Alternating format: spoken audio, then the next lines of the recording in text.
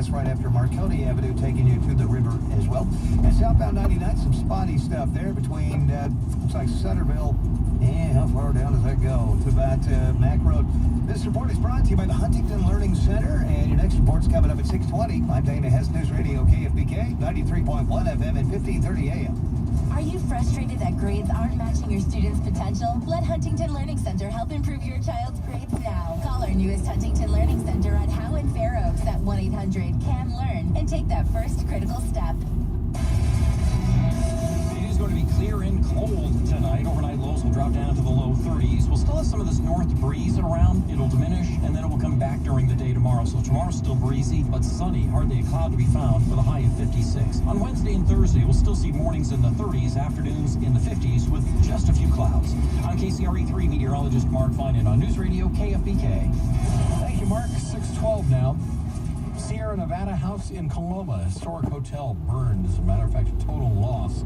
That fire happening this afternoon. Fire crews are still on the scene.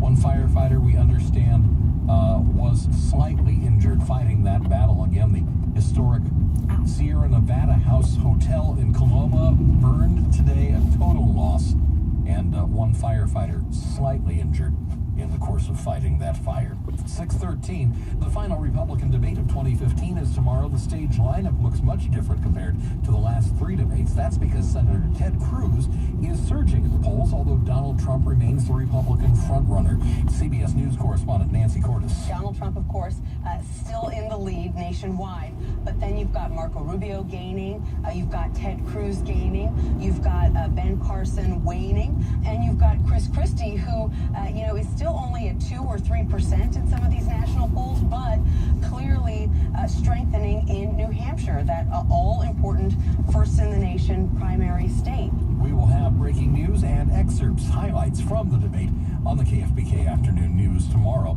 And the debate starts at about 5:30 our time. The deadline to buy health insurance through Covered California is tomorrow. Executive Director Peter Lee says it's crucial to change California from a culture of coping to a culture of coverage. He spoke to KFBK earlier in the afternoon news. If you miss tomorrow's deadline, which is until midnight tomorrow to sign up for coverage, you can still sign up in January, but you won't have coverage that starts on January 1. And open enrollment goes to the end of January, January 31st. Now again, if you enroll by tomorrow, your coverage will start on January 1st. The penalty for not having health insurance at all is expected to be about $1,000 next year.